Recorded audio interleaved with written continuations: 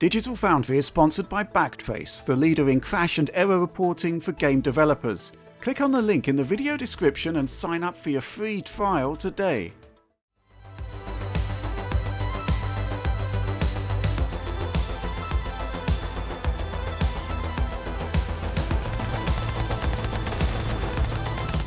With PlayStation 5 and Xbox Series X in its hands, developer Gearbox's first port of call, it seems, is to give Borderlands 3 the next-gen treatment. Through a sizable patch, the studio taps into the strengths of each machine with two modes, making it the best performing way to play on console by far. Now, both run at 4K and 60 frames per second in a resolution mode by default, but better still, we also now have a 120Hz performance mode option, if your TV supports high refreshes. In Borderlands, having a fluid frame rate means the world for its action. The outlandish guns, the explosions, the vehicle battling. On PS4 Pro and One X, all this combined to take a big toll in locking to 60 FPS, and well, drops were a big issue for each when we tested those last year. But on the new generation of consoles, can it now be possible? And at 4K no less.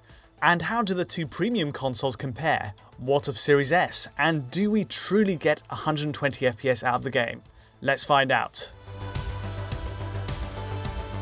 To find out more about this next-gen update, I had a lengthy chat with Gearbox's senior graphics designer Manny Fernandez. The key for Manny and the team here, I'm told, from first receiving the new consoles was prioritizing that 4K and 60 frames per second. It's something PS4 Pro and Xbox One X struggled to do, with each capping at 1800p in its resolution mode, and only getting between 40 to 60 FPS in its 1080p performance mode. On PS5 and Series X though, it's new hardware, a new performance ceiling, with each getting us to a true 4K 60 this time. Pure CPU and GPU upgrades are only one part of how it's achieved though, and there are a few smart engineering tricks to get it over the finishing line. For a start, the engine's collision detection is significantly adjusted to help with the render time to achieve 4K. As a result, compared to the compute shader approach to calculating it on PS4 and Xbox One systems, on objects, bullet hits, and so on, the new consoles use a pixel shader approach. The other big change for Borderlands 3 is in the use of DRS, Dynamic Resolution Scaling. For PS5 and Series X, the engine actually adapts its pixel counts based on load. It's something that, in practice, doesn't show up too often in the final picture for holding to 4K. Xbox Series S, on the other hand, lives up to its spec by targeting 1440p as the maximum resolution. On Series S, I do notice more obvious drops in resolution from the target, down to 2112 by 1188, lowest based on testing. But all round, it's a really well worked version that holds to 60 FPS. One big catch to Series S though is that there's no toggle between resolution or performance modes, as there is on PS5 or Series X. It's 1440p 60 with dynamic res, but that's pretty much it, one mode. And yes, I've checked for stealth support by toggling 120Hz in the Xbox menus and playing anyway, but no dice. Still, that version works well for 60 FPS.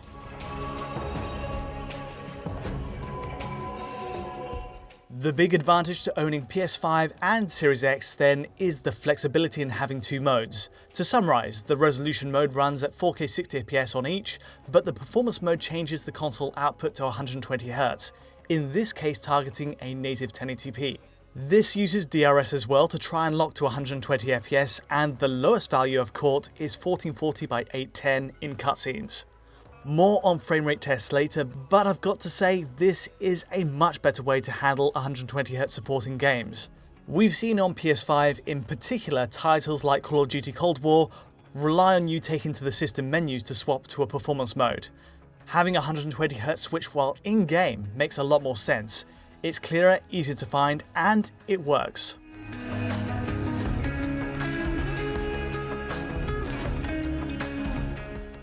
Visual comparisons are worth touching on here. Speaking to the Gearbox team on this, visual upgrades over PS4 and Xbox One aren't widespread. The focus is primarily on hitting 4K 60. That said, shadows are tweaked on PS5, giving more obvious shading around plants and higher quality outlines on dynamic shadows across the ground. Nothing radical though. The rest of the optimizations, it's explained, occurs behind the scenes in clearing render targets. Now, there is an interesting twist to comparisons between PS5 and Series X I've noticed. Just about everything is squarely matched between the two, but plant density has an advantage on Sony's machine. This isn't a revelation. If you'll remember, PS4 Pro had the very same plus point over Xbox One X. It appears the layout here is inherited by the newer machines too, giving PS5 a distinctive advantage across the opening wastelands in foliage density. There's another curious point. Looking at the Xbox Series S, X and PS5 all side by side, PS5 also enjoys sharper, high quality shadows all round. It's not a huge difference, but clearly the Xbox machines share one preset while PS5 gets another, despite Series X sharing the same 4K resolution. It's a nitpick for sure, but one that keeps coming up in comparisons. It's worth noting Series S is also a feature match for the other consoles in overall texture quality, effects, texture filtering, the works. It's mainly the drop to 1440p that keeps it from the same level of sharpness as PS5 and Series X. But still, an impressive effort for a machine running at near a third of the GPU power as X.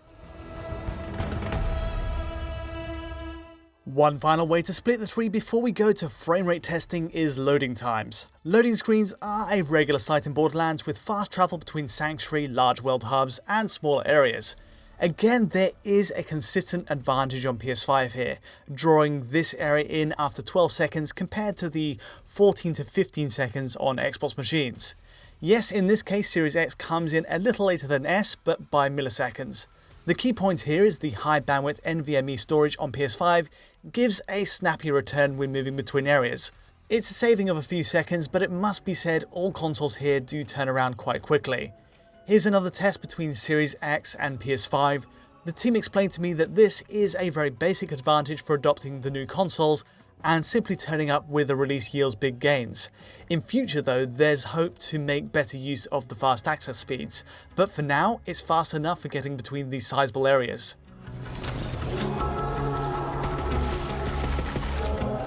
To performance then, and where better to start than the resolution mode. Consider that previously this mode targeted 1800p and 30fps, and even struggled to hold that on PS4 Pro with its drops into the 20s. We've come a very long way. PS5 is already clearer in its 4K picture, but also runs better than Pro's performance mode, which struggled to lock at 60. It's a huge upgrade that works better on every front, and for most of the game's early play, it's pretty much flawless. Yes, the in-engine cutscenes are sadly 30fps capped, barring a few rare exceptions. Also, due to difficulties actually finding people this year to play with in person, I haven't had a chance to test the new 4-player split screen. It's a shame this feature debuts in such a tricky year, but yes, it's new to Series S, X and PS5, with plans to add it to last-gen versions too. Now, I've spent a good while playing Borderlands 3, time being mostly split between Series X and PS5. There's no question a lot more to explore, and while yes, it's a big upgrade on older consoles already, I can see room for improvement. While most of gameplay rolls out at 60, it can and will lurch into the 50s at points. It's the usual stuff, the huge bursts of alpha transparencies that might contend for memory bandwidth at 4K, and then it also kicks in when looting chests, basic acts that you'd never expect would cause a drop. Series X and PS5 both have this problem in equal measure, and it can be jarring to the experience, though a bulk of these drops start once you enter the Promethea area, the second major world.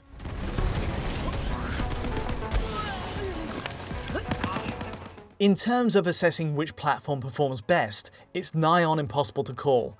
Cutscenes can't be used as benchmarks due to the 30fps cap, and gameplay mostly hits 60. The drops, when they do happen, are also isolated to these sharp points in gameplay, and never continuous. Presumably it's because DRS kicks in to minimise the FPS hit, but still it's not like-for-like testing. The most reasonable summary is, after playing both to this point, I haven't noticed anything more dramatic than a 50fps spike on each. It's in the same ballpark in severity and frequency. What I did find interesting is the Series S version. By targeting 1440p with a more aggressive DRS range, performance actually sticks more faithfully to 60fps than the other two.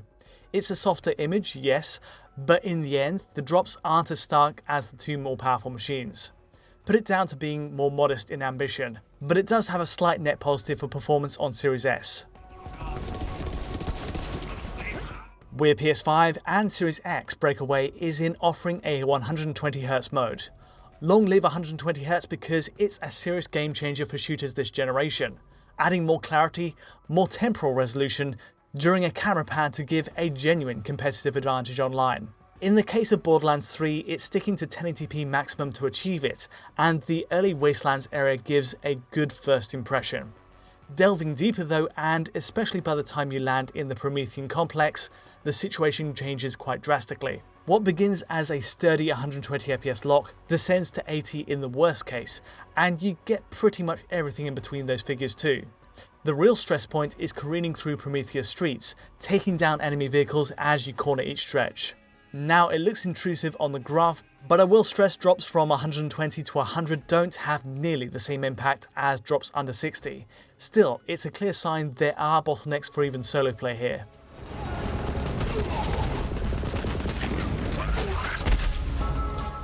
On the whole, the 120Hz mode works well, but being fully V-synced, you'll see some stutter kick in for battling, for road combat.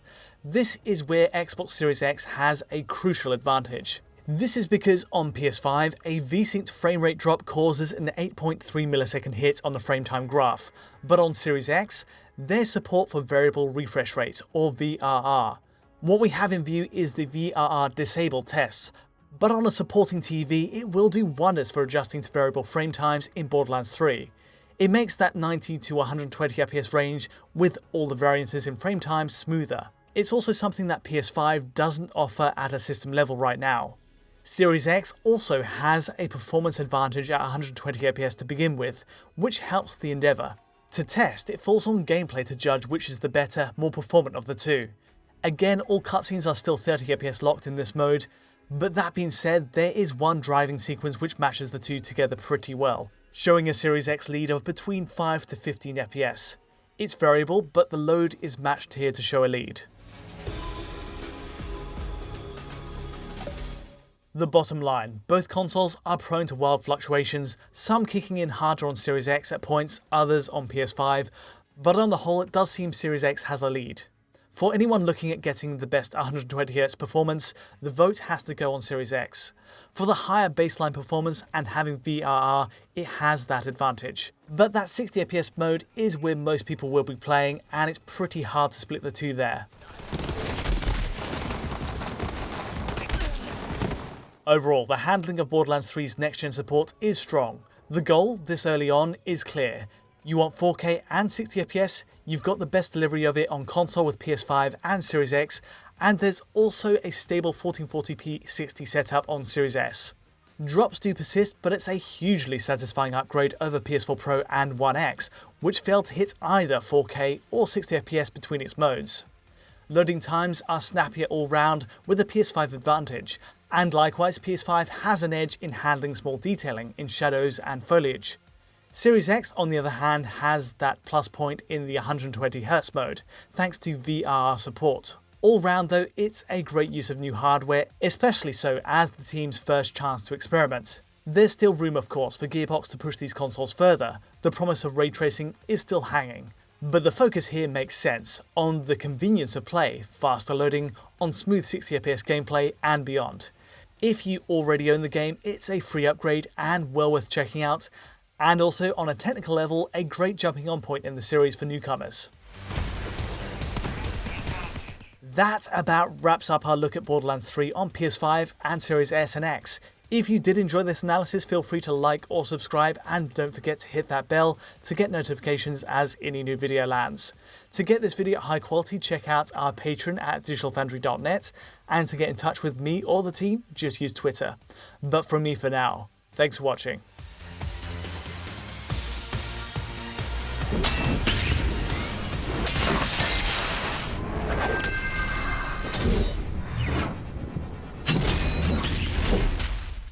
Don't lose players to game errors and crashes. Instability will happen throughout the game development cycle during playtesting, beta cycles, or after you've released. Backtrace was developed to automate the capture and analysis of crashes, hangs, and non-fatal errors across PlayStation, Xbox, Nintendo, PC, Mac, Stadia, and more. Our unique data platform allows you to index anything, integrate with Jira, Slack, Discord, and run analytic workloads to better prioritize and understand your game's stability. Many of the industry's AAA studios depend on Backtrace. You should too. Click on the link in the video description and sign up for your free trial today.